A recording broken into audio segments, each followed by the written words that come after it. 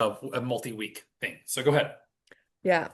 So I had a couple of things I think, I don't even know if I said this last week to you in an email, but my car went out last week, as did my furnace. So I have just been like scrambling to get so many things done and very nervous about taking on payments, right, with the way we get paid. So I have had three new clients in the last like week.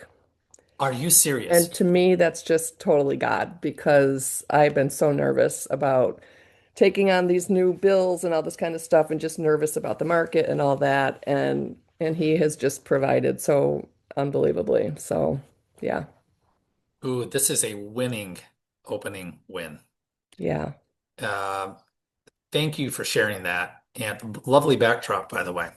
Oh, Like that. It's very cozy. I feel, does anybody thanks. else think this is cozy? I'm like, I want to hang out over here. This is not the coziest spot in my house, but what I have right now is I have a house full of people, and I've been coming and going from my office. My office is actually 10 minutes away. It's kind of convenient. And so today I said, hey, I'm just going to do this here. And then, of course, I started laughing that I had the problem. I'm going to talk about, guys, one of the biggest problems that I've had in real estate, which isn't necessarily the biggest problem I have in real estate, but I'm going to share it today. And I think it'll be helpful for a lot of you from a transactional reality. Noreen, thank you for sharing. Who else has a win this week? Any sort of a win that they will share. I'll share. Yes, please, Allison. Um, I settled on a property that had been on the market for over 400 days today. Wait, seriously, like close the deal. Closed, it's finally settled, completely all signed. I just got the text about him getting the keys. So yeah, that was a big win. It was a hard sell, so They we got it are, done now. those are the odd, um, those are extra sweet. It was also a I'm not I mean I'm familiar with the area, Deep Creek, Maryland. Mhm. But it was also a remote closing because I live 3 hours away from it and I was helping a friend. So, it was like it was one of those where I wasn't able to be there all the time but it was smooth and we ended up, he ended up making more money on the deal because there ended up not being an agent on the other side. So it like all kind of, worked out in everyone's Yeah, favor. So yeah. Beautiful. Kate, beautiful. This is what I want to hear. Well, here's what's so fun is this is real stuff. Because one of the challenges with this kind of a training is we're all theoretical. It's like, oh, cool. We got on the call with Jeremy. He gave us a bunch uh, of philosophical things. We're going to talk about some philosophy today. I think, as a matter of fact, we might go really deep on some philosophy. But at the end of the day, this is this is reality. Does this make sense? Like, guys, this is actual real estate. One more. I'll take more than one. Who else will share a win? I want to hear at least one more I because I would think love everybody. to share. Yes, let's hear it, Jackie. So I have two. One is work and one is not work. Hmm. But I get to take the whole week off this week and be with my kids who are joining us, very curiously joining us. So yeah, we get to spend the week together. They're off school, I'm off work, so that's a win for me. I get to make that happen with being in real estate. And more of on a personal note, I am accomplishing a goal this week that I set with my son that we would go mountain biking for the first time. We've lived in Moab 10 years and we've never been until we went on Saturday and we had so much fun. So Oh my God. taking Okay, the which win. okay, we need to know which trail you rode. I will Okay. know. I will know. Apparently, it's the easiest trail at Bar M. What is it called? Lazy? Yeah, yeah, It's not easy. yeah. Listen, I rode that trail 35, 40 days ago with my wife. Hey, guys, Moab is this little Red Rock paradise. I actually am looking at Red Rock in St. George as well. Jackie knows where I live. And Moab is Eastern Utah, and I love the place. And way to go. Way to go. This is so beautiful. Anybody else? Does anybody else want to share? Because I like hearing from people. It's really fun.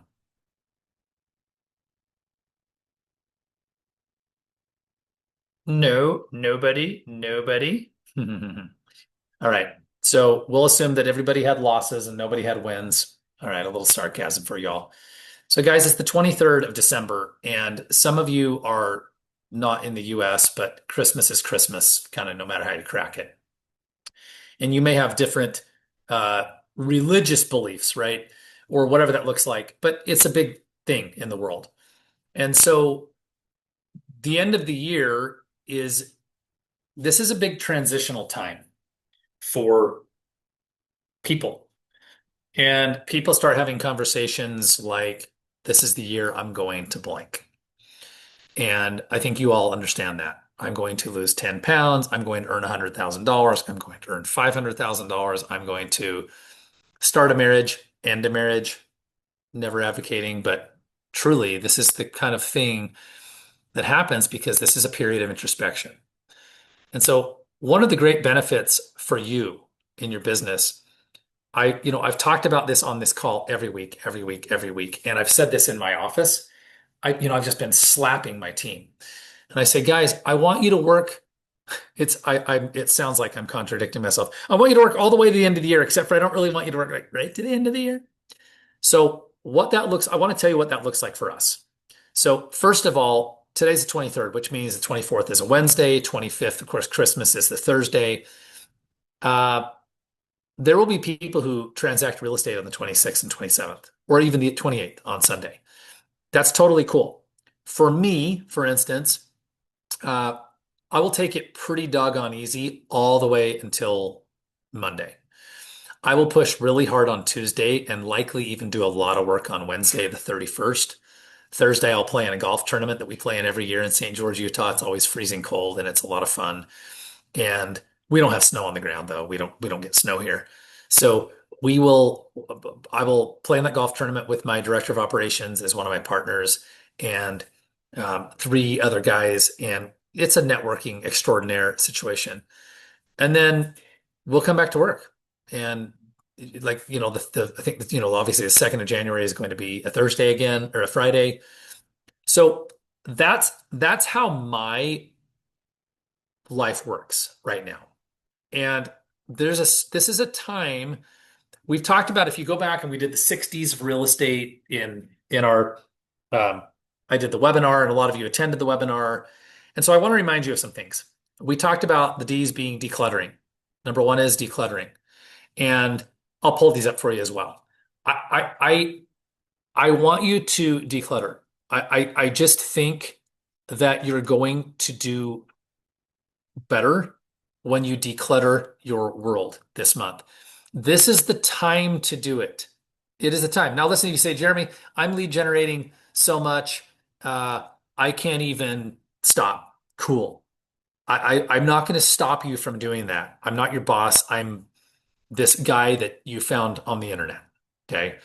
So, number one is document, and number two is declutter. And we're going to do this in reverse order. Decluttering is literally what it sounds like. I was talking to one of my agents on my team. She's going to sell, I think Jessica's going to close 24 units this year. Average sales price is about 700. So she's made some money, a couple $100,000. I mean, she's on a team, so she splits with the team, but we're talking like she doesn't pay for science. She doesn't pay for lockbox. She doesn't pay for transaction coordination. She doesn't pay for photography. So she said, I just took 5 loads from my house from when we moved into this house 2.5 years ago to what's called Deseret Industries. It's kind of like your Goodwill here. This is the time to delete and clean up everything physically, digitally. Throw it out. Please, for the love of all that's good and righteous, throw it out. Files. Guys, a great one is to take your phone. I mean, if you're a sick person, take your Android, but if you're really healthy emotionally, you'll take your iPhone. I hope you caught that. That was a dig, wasn't it? Stacy smiled. She must have an Android. Stacy, we don't want to be on green. Okay? We want to be on blue. Take your device. And this is a great time to go in and go like, why do I have 27 apps? You know, the app that you got the one time for the thing, but you never use it. Hey, this is a photo editing app. Delete all that crap from your phone. Seriously. Go to your closet, do a clean sweep. You don't even have to do like a beautiful Marie Kondo, which is a formal process. Just go through your closet and say, am I wearing this crap? Get rid of it. What this is going to do is there's a quote at the bottom of the page, and everyone can see it. Clutter kills capacity. The documenting is another thing that's going to be a great thing for you to do between now and January 2nd, 3rd, 4th, depending on how you handle your holiday season. And this is just, we talked about this day one. We talked about this on the webinar a month ago. This is where we say, where did the business come from? Where did the business come from? What are we doing here? And what am I going to do this year? One of the things last week, let's see, you guys, we met on Tuesday. Wednesday I had 35 local agents in like a small theater type place. It's in a shared, like a almost like a WeWork, but it's called Kiln, Kiln. I had a group of about 35 local agents who came and we talked about their business and about sourcing your business. And if you really pay close attention, if you've done much business, if you've only done a handful of transactions, there won't be a lot of patterns. But if you've done a good number of transactions in a year, you're going to find that most of your transactions came from 2 to 3 sources, and then there were a few others that were in the periphery. This is the time to get in there and say, okay, what worked? Let's do more of that. Let's stop throwing our money at stuff that doesn't work, right? The thing that like you took the call that one day, hey, and they say, hey, Noreen, it's Bob with xyzleads.com. I was wondering if you wanted any buyer or seller leads, and Noreen signed up, and then it didn't go anywhere. This is a time, this is where the decluttering and the documenting work in lockstep, and that's why I wanted to talk about it today. Declutter expenses from your life. Go into your phone. Again, I'm on an iPhone, so I don't know how an Android works, but I can go into my phone and I can click settings. And then right up there, you all know where it's my photo and my account. And it's going to go in there and I can click subscriptions and I can say, why on earth Evernote? I've used Evernote for 10 years of my life. It's a note-taking app. Well, these damn people want to increase it from 115 a year to 170 a year.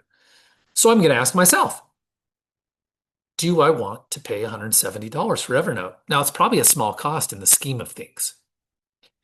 Instagram. Well, I have a subscription for $5 a month to this guy. Like it's one of those add-on, like it's a gift. He's an author that has all of his private content for just his subscribers. Do I want to keep paying him? Marco Polo Plus. I use Marco Polo a lot. Do I want to continue to pay, 80 bucks a year for that? It's not the end of the world. And so on and so forth. Okay. So you're decluttering and you're documenting and you're saying, where's my business coming from? Where am I bleeding money? Where do I have clutter on my desk? Where do I have clutter in my closet? Where do I need to give more effort? Where do I need to give less effort in 2026?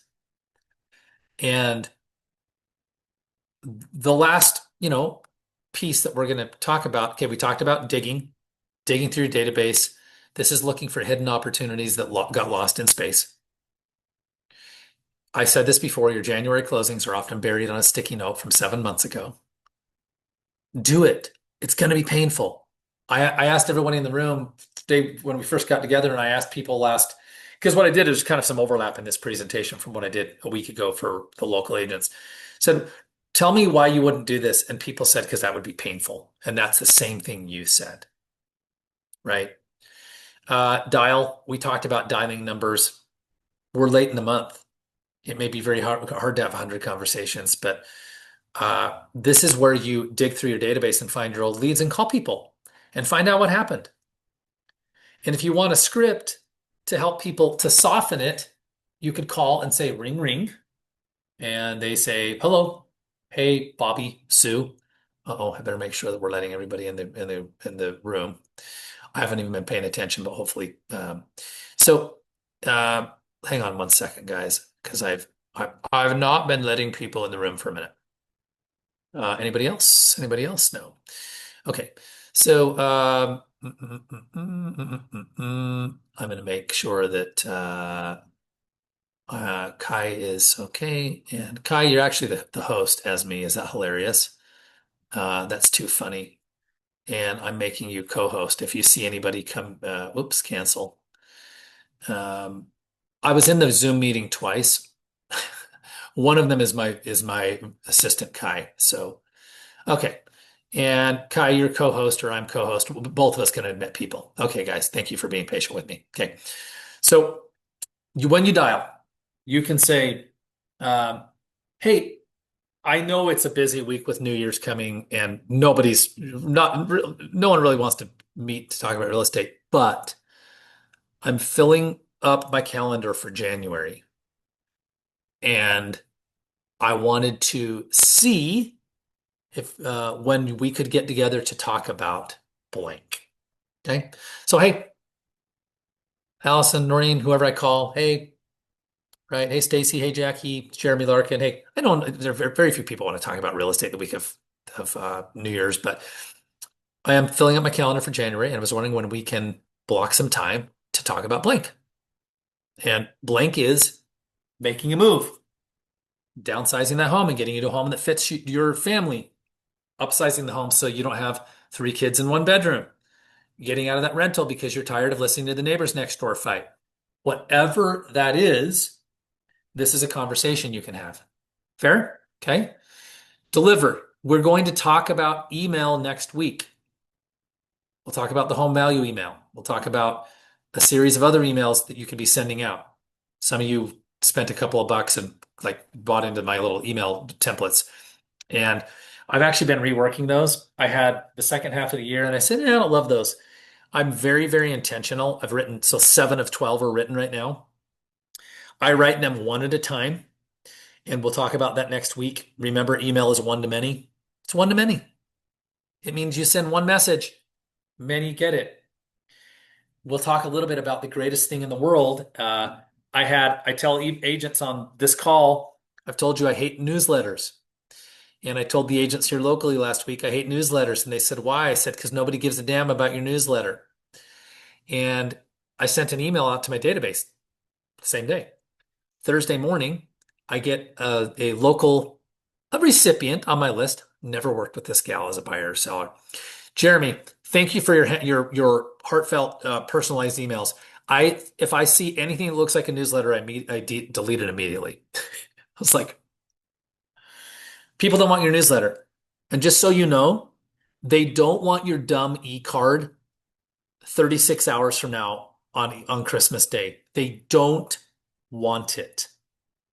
Does everybody get me? Does everyone hear me? They don't want it. I'm going to show you before you hurt yourself and do this. Holy crap. One of my lenders that I love so much. Who's seen Christmas Vacation? Anybody seen the movie? Remember, they're in the conference room and he's like, hey, did you receive my card? And, oh, thank you. I received your Christmas card. And the CEO's like, who'd we send Christmas cards to? And his assistant says, corporate cards, sir, corporate cards. I love Blake. Monday, December 22nd at 10 a.m. Happy holidays, Jeremy. One of my favorite things about the holiday season is it creates a little pause, a moment to look back on the year and appreciate the people who make it meaningful. I wanted to say how grateful I am for you. Did he write this or was this the corporate card? Don't send these. People don't want them. And what you do is you alienate because they're like, oh,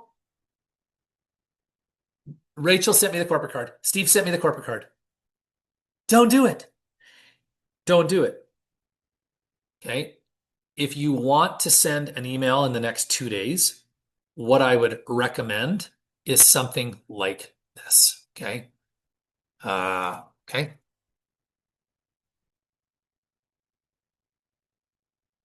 And I hope, guys, this is like actual value. Okay. Okay. All right. All right. So I send out, no, wrong one. Hang on. This is a test. Okay. All right. Here we go. I forwarded this myself and this is my marketing folder. Friends, I realize you were hoping for a templated e-card that realtors and insurance company have a real penchant for sending. Sorry to disappoint. This is a year ago. Fortunately for you, I'll give you something much better.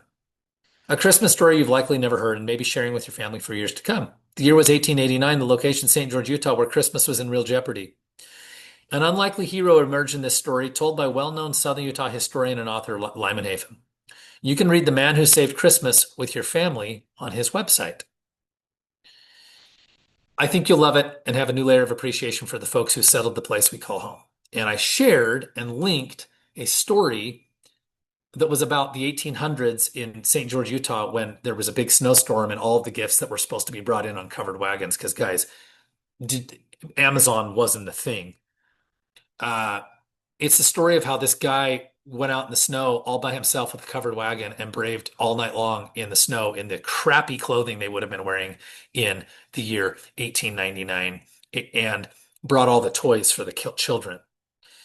And what happened is people respond, and they respond with things like, I love the grit and sense of duty this young man had, and I love the love he had for his family and neighbors. Shows that nothing is impossible if you're determined. I'm sure many prayers were offered him on his behalf. Thanks for sharing the story. Okay. So as you work on your end of year stuff, if you want to send something personal, send something personal. Now, and you can send something personal today. Okay. Let me give you, is it okay if I give you guys an example of how I would do that? Like an actual example if you don't have anything to share? Okay. We're going to use, you're going to love this. We're going to use Jackie. Jackie, congratulations. You just became the theme of our story. Okay. Okay. Here's how it's going to go. This is how a personalized email would look between now and Christmas Day. Jackie went mountain biking with her kids and she's lived in Moab. How many years? 10.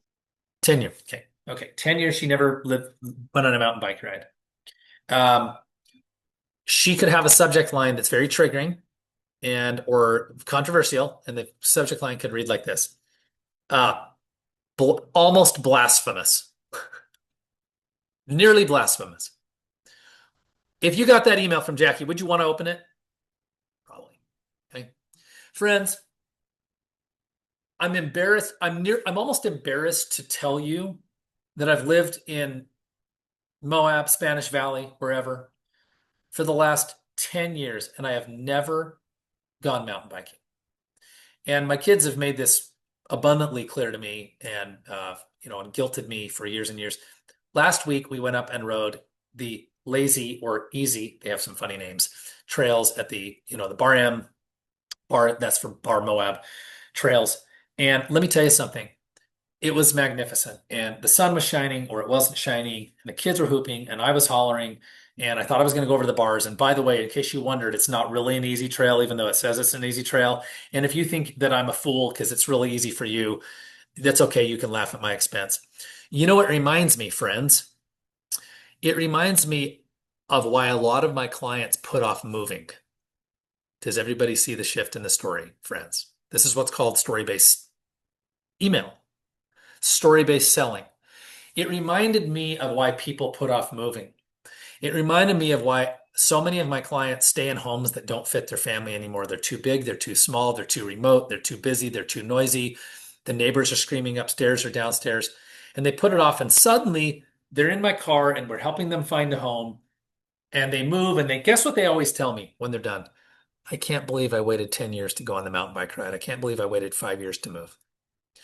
If you're thinking, friends, of making a move in 2026, but you're afraid, like I was, I'd be so honored to have a conversation with you, no obligation, and just hear what's holding you back and see if it doesn't make sense for you to move in 2026. And if it doesn't, I think you should stay put. Here's my cell number. Okay. Jackie, is that an okay email? Yeah, can you just go ahead and type that up and send it over to me so I can forward it on? Well, here's the good news. I'll give you the recording. As a matter of fact, I'll make sure that we give you guys a recording today. Kai, we have to get the recording out today. Okay. So, and you can send that email after Christmas. You don't have to send it now.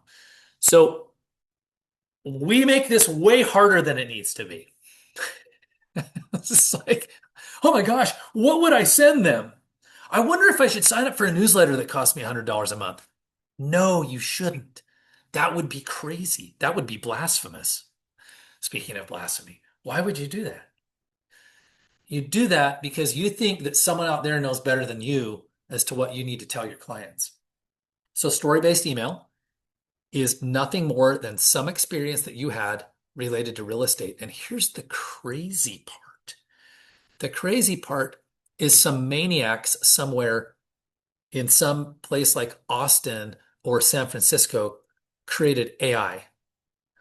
And so you could literally go into ChatGPT and say, Chat, I need a story-based email for my database. I just went on a mountain bike ride for the first time in 10 years. I live in a place called Moab. And since you're ChatGPT, you already know that people mountain bike in Moab.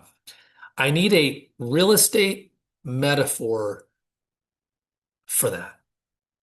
And the crazy part is you all know that chat would write the email for you.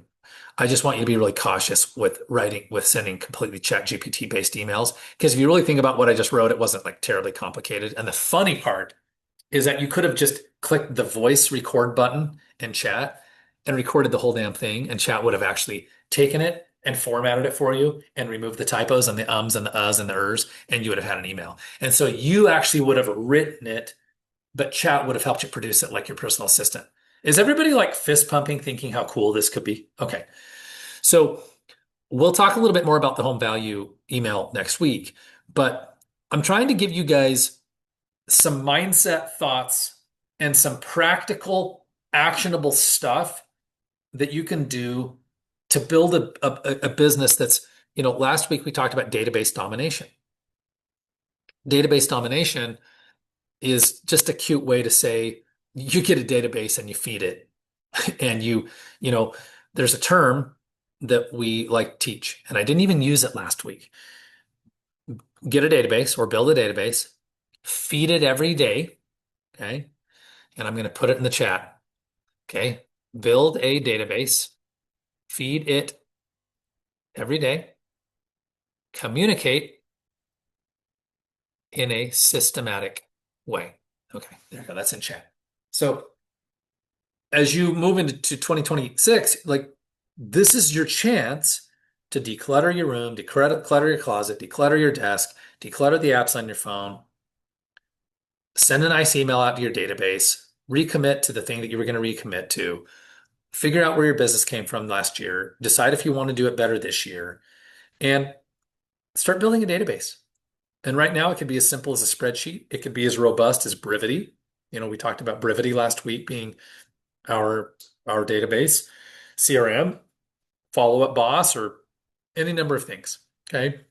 So that's what I want to share from a practical perspective. I told you guys we'd do kind of more of a Q&A. Let me do this. Let me share a quick thought, and then I want you guys to ask questions. Okay. I had a situation that consumed a lot of my morning today and a lot of my mental brain bandwidth, brain power yesterday. I have a client who's downsizing. His name's Ken. He's 84 years old. And I was in northern Utah. I was about 4 hours away with stops, bathroom stops at my wife's home. And as I've talked with you guys in the past, my wife and I have two homes. And she's here now. We're all back here today in southern Utah. I called Ken and I had this terrible feeling Saturday and Sunday that something was not quite right. And we were supposed to close yesterday. Well, I called him, and I called him because we couldn't close yesterday because they couldn't get the payoff on his loan. And the reason they couldn't get his payoff is mysterious and to this moment still not totally clear, but that's okay. So I knew that. And we had written an extension with the buyer to the 29th of December. And the buyer's a little panicked because the buyer needs to close this thing for tax purposes by January 31st. It's like, ooh, we're cutting it close. So I call him and I said, Ken, you got the word about the extension? He said, yes. I said, cool. How are you doing on packing your things up? He said, I have some neighbors who are going to come help me pack all my things up. And I said, now guys, we're closing yesterday. No, we weren't closing yesterday because it's extended. How long is it going to take you to move all your things out? And he said, for those who are experienced in this business, I want to brace yourself, hold on to something. He said, well, he said, I thought we had 30 days, so they're going to help me get it all out by the 15th of January. Yeah, I'm seeing faces. I'm like, oh shit, this is not okay. So this was literally 2 o'clock in the afternoon yesterday, and I'm not even here. So I'm going to tell you what we did. And I want this to set up a problem-solving conversation for all of us in our businesses. We are professional problem solvers. And so what I did is I immediately called title. I immediately called my assistant, Taylor, my listing closing coordinator. I said, how did we get here? I've probably talked to Ken it's taken us 3 months, by the way, to sell this house. We went through multiple price reductions. It was a whole thing. I've probably talked to Ken. This is a safe estimate, 30 times in 90 days, 30 times. He's not been high maintenance, but because he's very elderly, it's been high maintenance. Now you're going to laugh. Who can see what it says on my screen right there? I just got a text. Can anyone see what it says? It says I got the payoff just now. Okay. So that's not the point. The point is this, because I haven't told you what we did. I said, Ken, what were you planning to do with your stuff? And he's like, I was going to give it to Goodwill or charity or whatever. So I call my listing closing coordinator. I call the title company. I call the local two charity places. One of them says, well, we're closed just tomorrow, December 24th, Christmas Eve at noon. So if you don't bring it to us the 23rd or the 24th by noon, we can't take it. I said, cool. I call back to Ken. Ken, you don't have 30 days. You have hours, maybe a day. And now you're going to see why what I did today was the right thing. So I literally, if I looked at my phone, I think I made 15 phone calls in an hour yesterday. And I was on the phone with Ken, title, my office, a moving company, and a charitable donation place. So I brought the mover over and I met him at 10 o'clock this morning at Ken's house. And when I got to Ken's house, he said, well, I'd really rather give it to Goodwill. Guys, he's broke. He has hardly any money. And Goodwill said they'd come pick it all up on the January 1st. And I'm like, dude, Ken, we don't have January 1st. Now, in my mind, I'm thinking we could if the payoff doesn't come in. So I bring the mover over and I said, what's it going to cost? He said, we will literally move this entire house today. And we will pack up the entire thing. We'll pack all the stuff that's left. We'll move it all. We'll deliver the stuff we don't want to Goodwill. We'll probably flip the stuff that we do want on like Facebook Marketplace because lots of moving companies do that. And like we'll do it today. It will be done. So what's going to cost? They said 16 to 1800 bucks. I said, cool. I walked back in the house. Ken, I'll split it with you. I said, I'll split it with you. 16 to $1,800. We'll split it. And he said, cool, done. Now, I don't know whose fault it was, and I don't know if that's ever going to matter. Now we have the payoff as of 12:49 p.m. Mountain Standard Time. So there are some lessons. There are some lessons to be learned.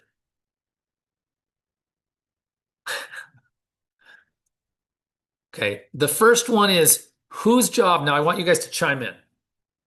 Whose job is it to keep their head screwed on straight in a real estate transaction? Anybody?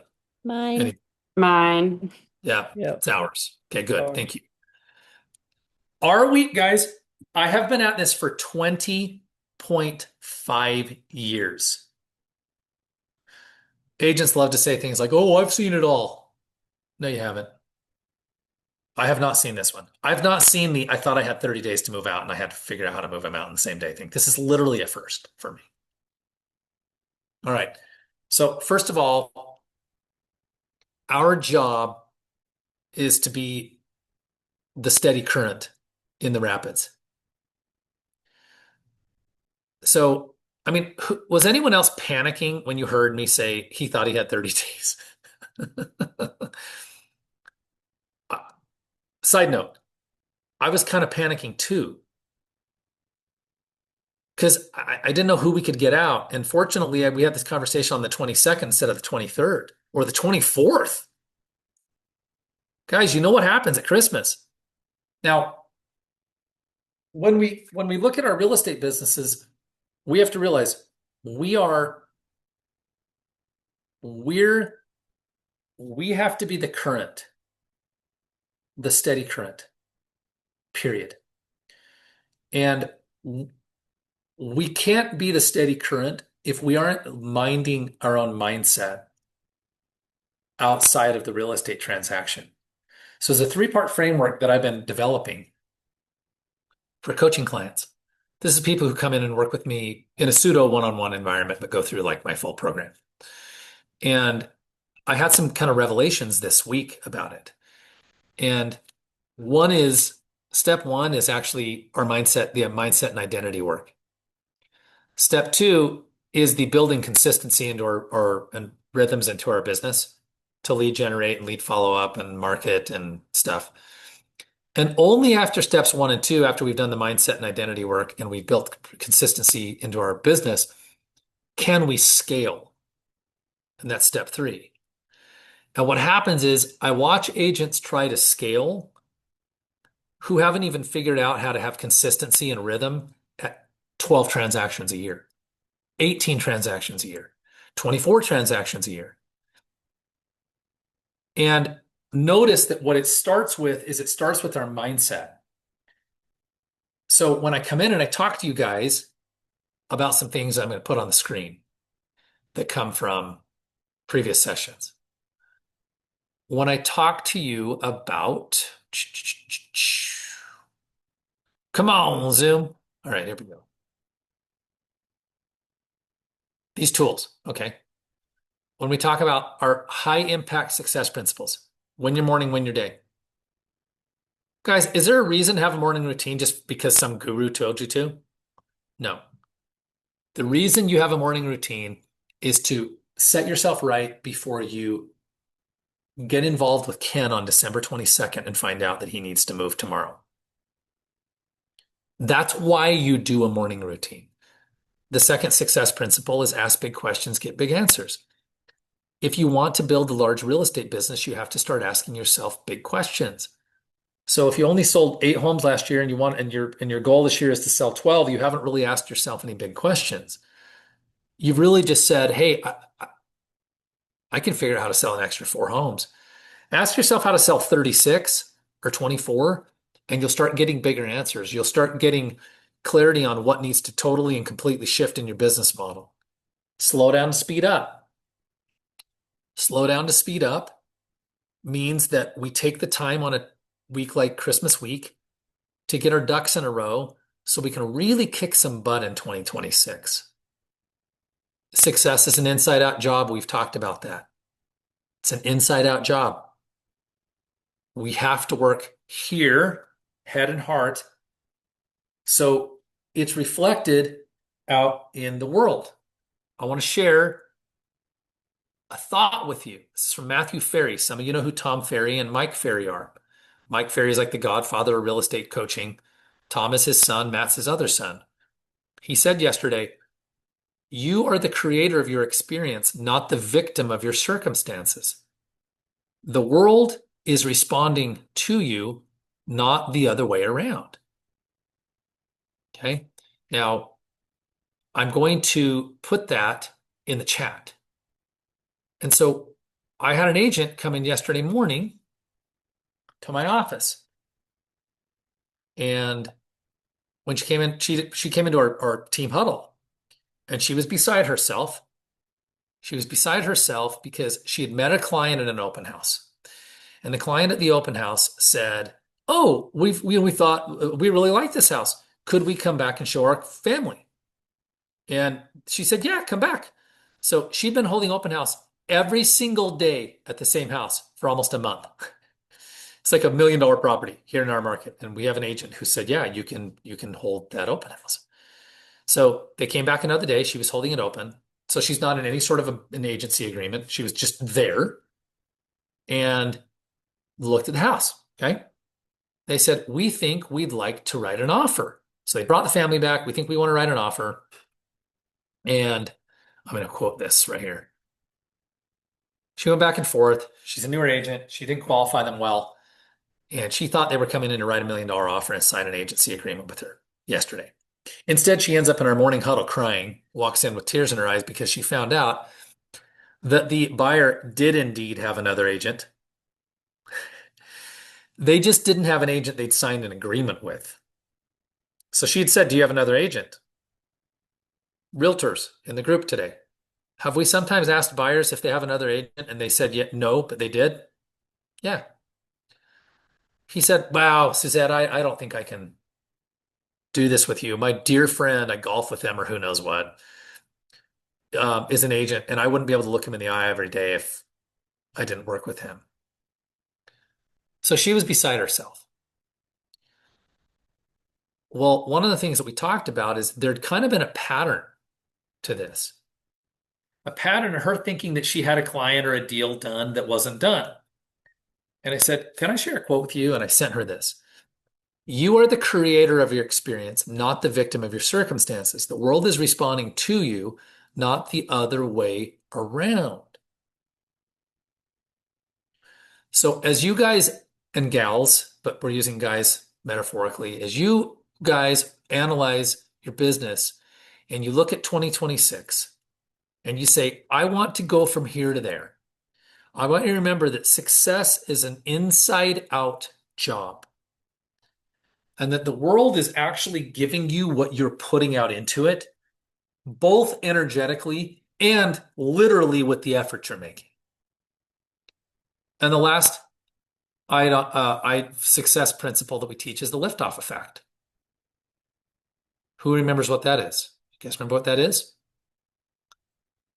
What is the liftoff effect? Somebody blurt it out in the chat, and or I'll just unmute yourself and tell us, what does the liftoff effect mean? It takes most of your energy to get going. Does. It does. On a mountain bike, off the rocket launch, takes a lot of energy to get started. If you know that, you won't be so dismayed and shocked when it takes a lot of energy to get started this year. You know, because the problem is if you don't anticipate it and then it's difficult, you're like, "Man, this is harder than I thought. Maybe I don't want to do this after all." I want you to do it after all. Okay. Those are the ideas I had for today. Questions. What kind of question can I answer for you all before we have the Christmas holiday and have Sorry. whatever? Allison's going to ask one before we do whatever we do. Allison's Um, lovely. Talk to me, girl. What do you got? well, so I was just researching Place the other night. Yes, So I ma'am. think it's a really cool platform. I think Brevity sounds like a great CRM. Mhm. And but then I realized like you have to be on a team to You do. to be a part of it. Yeah. And I looked up in Maryland. Sorry, it's my son. I looked up in Maryland the teams, and that's I I can't like I guess with the brokerage where I am, there actually is the team that is part of Place. Oh, wow. Which brokerage are you with? Cummings and Co. Realtors. Okay, cool. Okay, that's ironic. That's really actually I almost know. shocking that there's one because most of them are KWEXP or like Remax. Well, the funny thing is, well, even more ironic, I actually was considering joining that team before I decided to go to Cummings. Okay, okay. But, and I think I know what you're going to say, but so Okay. Cummings is 100% commission. I'm sorry, excuse me a second. Cummings is 100% commission. Yeah, So, and the team that I was going to join, obviously I'd be splitting my commission. So, like, I yeah, guess I'd yeah. be kind of backtracking in a way because there's no way, if I join a team, obviously I'm gonna have to split my commission again. So it's Yeah. like, I don't know. And I had decided not to join that team. So now I'm a solo agent, and this year has definitely been a struggle, but I Mhm. had a Mhm. baby, and it's probably one of the worst markets I've ever experienced so far. So Yeah, in 10 years, it actually has been the last yeah, 3 years. so I don't know. And I feel like I was using Lofty or Chime before, but then I decided to stop. So now I literally have my database in a spreadsheet. And so I don't know. And then I guess I'm rambling, but Yeah. also, so I got my mortgage license. They use Total Expert, which is great. Hmm. But again, that's lender based, and I don't know. So I feel I wish there was a way that I could join Place without joining a team, but I don't think Yeah. that's So, possible. so, so let me, I love this question. So here's what's funny. Here's what's so cool about Place. Here's how robust it is. I'm literally looking in my Place Partners app right now at every single team in Maryland. So do you know which team it is? The Garner Okay, cool. So I group. don't know them, but I know them. Hmm. So, like I know the name. So, all right. Great guy, but I don't Yeah. know if I'd want to be on a team again because I Yeah. was on a So, team and so let me say this for anybody, because this conversation is for everybody who has a question about a team. So it's actually not a generic. I mean, I don't think it's a one-off question. I bet there are other people who want this answered. So one of the things I want to say is the interesting thing about Place as an opportunity, but we're going to talk about teams globally, is that I joined a team when I joined Place. I literally took my company and went 50-50 with Place. People are like, why would you do that? Well, the reason I did it is because all of a sudden I had all these tools and leverage that I never had before. And what I realized was this. First of all, this is for Allison, this is for anybody who thinks about a team. First of all, when we hear that we're 100% with company, we have to realize something, kind of. So, how does that company, just for fun, how does your brokerage make money on you right now? we pay a desk fee, So what do you pay for a desk fee just for fun? $295 Okay, so you pay 295 how often? A month? a month. Yeah. Okay. So you have a brokerage that literally exists, that only exists based on getting 295 per agent who comes and goes. Okay. So that's the stupidest brokerage model I've ever heard of in my life. He has Okay. 700 agents though, so Okay. Dumb, still dumb. Dumb model. Dumb model. Dumb model. Okay. So personally, if I was talking to him, I'd be like, you're not smart. But that's okay. That's okay. So I'm really direct if you guys figured it out. Because brokerages, but he has 700 agents, so people are doing the math. They're like, well, okay, I could 700 agents times that. It's like, oh, well, if he's bringing in a couple hundred K a year, maybe it's working. Okay. So then you have to say, okay, what are my actual expenses? Do I have expenses? Okay. And then what you do is you go down the road, and we won't treat your whole business right now, but we'll say, do I pay for signs? Do I pay for lock boxes? Do I pay for listing photography? Do I pay for leads? Do I pay for other marketing? Okay, that's cool. So we ask that question. Then what we ask is this, okay, what is the cost of not being productive or not being as productive as we want? And then and then we go down that road. By the way, do I pay for mailers? Do I pay for anything I pay for? And so my answer actually isn't you should join a team. It's definitely not the answer. It's that I would analyze my entire business model and say, is what am I actually spending? Am I spending a percentage of my commissions? And could I, going over to a team at like 50-50, because most teams are going to be about 50-50. Oh, do I pay for transaction management? Oh, I do it all on my own. Okay, cool. Lots of people like to say, I do it all on my own. Well, guess what? That's a terrible use of time, right? So, because if you join a team, what's going to happen is this. They're likely going to pay for lock boxes, signs, listing photography, uh, transaction management, office space, if they have office space. So I always, Allison, look at it, and this is for everybody here. Uh, I look at it as what are the actual costs in my business? Could I go 50-50 with this organization and actually net more? Could I go 50-50 and get some of my time back, especially because I have an adorable little baby? What is the value of my time? What is the cost? Like, what is the actual? There's two values to your time. One is time, money, but the other is, of course, emotional well-being, right? Bandwidth. So I know I haven't answered it, but I think I have answered it in a way like, hey, um, we'll look at the total costs and then analyze it from there. Allison, does that answer your question in a way? It Oh, she's it muted. does. It Yeah. does. I think the only other thing is when I came over to Cummings, I was at a different brokerage before, splitting my commission in all types of ways with a business partner, then a different team. And then I did all the math with that because they did pay for signs, they did pay for Yeah. photography. Yeah. Yeah. And I was going to be making more either way going to this brokerage, but Hmm. I don't know. Haven't, I feel like I've made less now than I did before. And I can't figure out. I mean, I think I know why. A, the market, B, a baby, Yeah. C, consistency. I don't know. I could go down the list, but um, so yeah, I don't know. It's definitely something to consider since. Well, look, Sure. and this is the thing. This is so great. I talked about ask big questions to get big answers. It's like when I hired an administrator. I hired this guy to come to work for me for $65,000 a year plus upside bonuses just now. Just now. He literally started last Tuesday. On top of my administrative team, he's my director of growth. Here's what I believe. I believe that by paying him a salary of $65,000 a year and paying him $5,000 to $10,000 a month in bonuses, the bonuses are based on growth, by the way. He doesn't just get bonuses. I believe that paying this guy 120, 130, $150,000 a year is actually going to help me net an extra couple $100,000 a year. That's how I look at it, right? So that's like business owner mindset.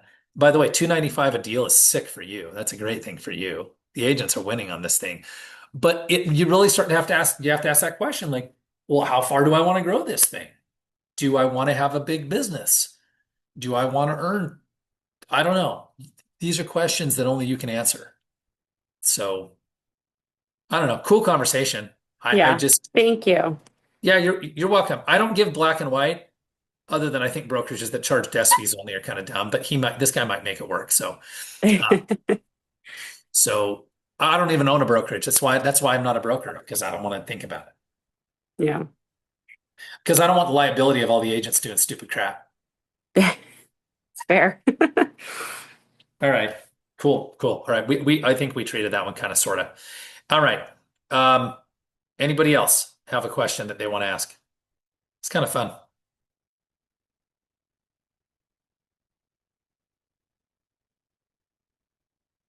Or comment. Comments are always valuable. Somebody got to jump to meet a client. Noreen doesn't want to be rude. You ain't rude. She's not a rude. Does anybody think? When I saw Noreen, I'm like, this is the opposite of rude, this woman. She seems like the most gentle, amazing person. She should go meet a client. Um, Let me ask a question, or let me share a thought with you guys. And then if somebody chimes in and says they have a question, I want you to ask it. You're going to think this is kind of interesting. Okay. This list in front of me, talk about private. Okay. I'm literally showing you a list of realtors who signed up for my thing last week. Okay. Let me show you what people who filled out a form, who these are local agents, St. George, Utah, said.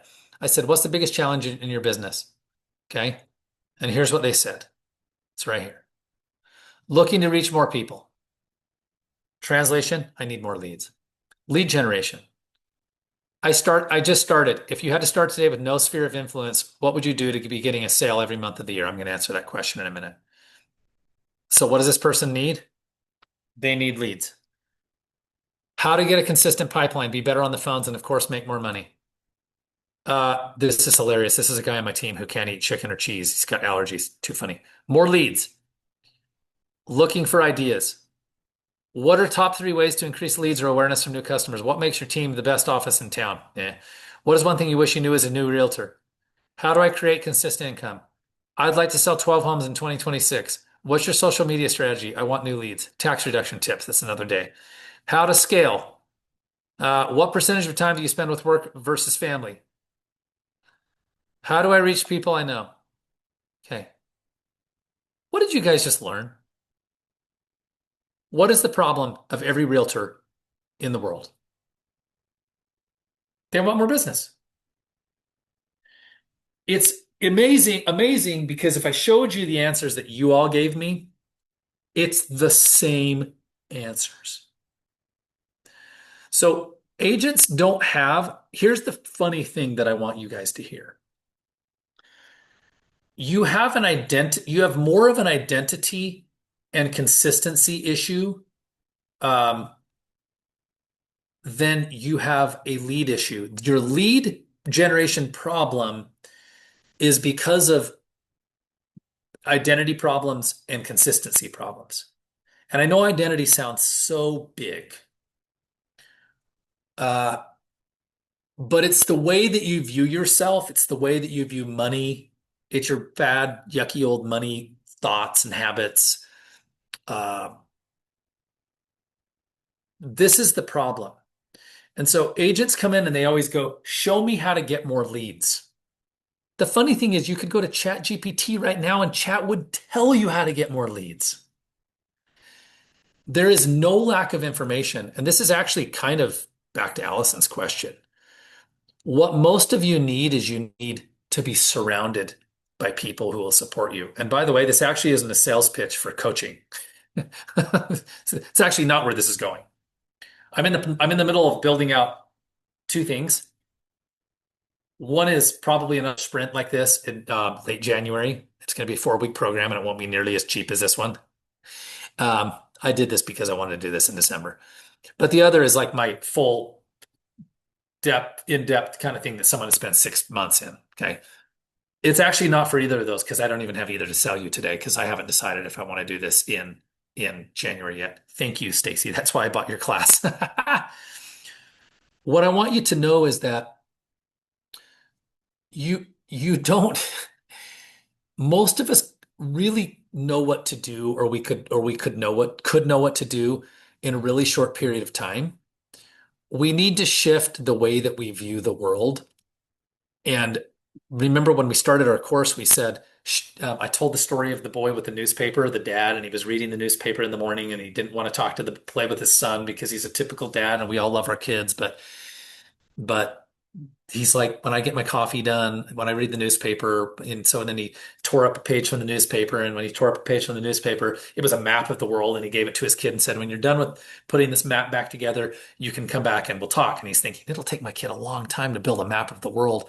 And 5 minutes later, the kid came back and showed his dad that he'd already done it. And he said, how did you do that? He said, it was easy, Daddy. On the back of the map was a man's face. And I just put the man's face together. And the quote was, when you put the man together, the rest of the world falls into place. And so it's wicked. It's a great story. It's kind of like I'm going to share with you, I'll put it in an email today. If you wanted to know some of the mindset work that I'm doing, I'll put it in chat and I'll email it out. Okay. Some of the mindset work that I'm doing is from a fellow named Neville Goddard. And for you guys to know how old Neville Goddard is, Neville Goddard has been gone for a very long time. He's one of these old-timey guys. He was born in 1905 and died in 1972. Okay. Neville Goddard's work is some of the work that I've been involved in. Some of the other work I've been involved in is a fellow by the name of Joe Dispenza. Okay. And Joe Dispenza, yeah, he has a book called Breaking the Habit of Being You. It's so funny, right? You're like, wow, like I need to stop being myself. Yeah, a little bit. Uh, this is some of the stuff that I listen to reshape the way that I view the world. And how I do that is I'll listen to 10 to 20 to 30 minutes of this stuff in the morning while I'm doing what I'm doing. And it's really helpful to I'm actually gonna link in the chat Was that you're greater than you think, more an powerful. interview that he did with Lewis Howes. So it's not just Joe talking. It's like it's really powerful. Okay. So I just want to invite you all into this really deeper, a little bit philosophical way of viewing the world. Because the way you view yourself is often what gets in the way of taking action. And it's why it's why we succumb to stories like, oh, I don't want to call the leads, they'll be annoyed. I don't want to come off like a salesperson. I don't want to aggravate my sphere of influence. Uh, I don't want to join a team because I'll have to pay a split. No, I don't know. I'm just teasing Allison a little bit, but or whatever it is, because it may make more sense for her to stay where she is. But we stay stuck, guys, because of belief systems. And so it's why we set goals. I said to every single person in the room on Wednesday that um, I was teaching last week, physically here in town. I said, I actually believe you when you guys say that you want to earn 200,000 or 100,000 this year. I totally believe you. I just don't believe you'll do what it takes. And I said, a lot of that is because you have mindset problems. And so I know you're like, how do we fix this? How I want you to do it is I want you to start by checking out those videos I sent you. And I want you to start using the stuff that we've given you all in this course, some of these success principles that I've come up with in my coaching stuff. I want you to realize that you likely won't fix your whole business in the next 90 days. You're just not going to. You're going to chip away at it, chip away at it, chip away at it. Who knows the story of the statue of David and what Michelangelo said when apparently he's not around to tell us. Does anyone know the story of the statue of David and what was said when they asked Michelangelo how he was able to craft such a beautiful figure of a man? I wish I was as ripped as David. Um, does anyone know before I tell you? Because I'd love someone to chime in if you know the answer. The something like that the David was already in there. He just had to chip away what was around. Yes.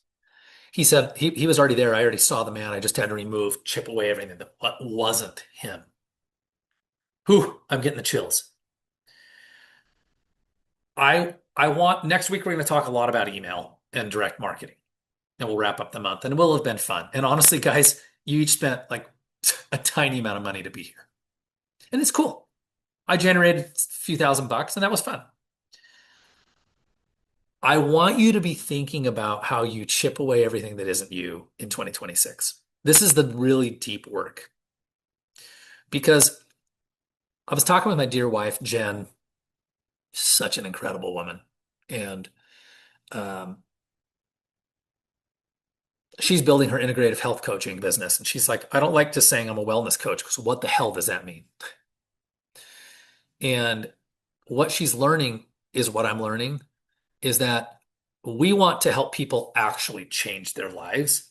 Because what I've seen, guys, is if I handed you a script book today, it wouldn't mean a lot. If you were actively prospecting 2 to 3 hours a morning already, it would mean a lot. If you were that kind of a person. Script books work great for people who are like hardcore telephone prospectors. But most of us don't need more scripts. We need to rethink how we approach the world and start stripping away everything that's not us, chipping away at it. And what it may look like for you in 2026, and I'm dead damn serious, guys, it might look like hiring a therapist for the first time ever. It might mean hiring a business coach. It might mean joining a team. It might mean a number of things. But I want you to have an awesome life, not just figure out how to sell more real estate. And the cool part is they're actually the same. As you shift your thinking, you can sell more real estate, you can be more receptive to wealth, you can be more receptive to opportunities, and then you can make more money, and then your life is better, and then you get to make more money. And what you'll find in the 2 videos that I linked today is that what they talk about is feeling into the success before it happens. And by feeling into it before it happens, you're really allowing it to happen. It's the weirdest contradictory thing I've ever shared. And some of you might be like, this dude's literally insane. That's cool. I'm going to keep doing it. Right. But I'm not. But I have news for you. I'm not. I'm not insane. I'm stumbling onto some things that 20 years in the business that I've kind of worked on for years, but I'm getting more clear on them and they are changing everything for me. So is this kind of fun, guys, to think about this stuff? Little different. So with that, it's 1:20. We spent an hour. Thank you for, I'm so glad everyone didn't just quit this morning. And I wanted to send the text earlier, but I was kind of in a stress about figuring out Zoom. Email me directly if you have questions this week. Go enjoy your holiday. Watch. I want you to listen to these videos. I will also email them. I'll get you a recording of this call today by the end of business, and that's it. Cool. All Thank you right, so Jack. much. Yeah, Happy Allison. holidays. Oh my gosh, you're so welcome. Thank you for being vulnerable. Um, because anytime anyone asks anything about their personal life and business, it's like people are like, "Oh man, I feel that too." So, way to go. Okay, guys. We'll see you soon. See ya. Yeah, bye-bye.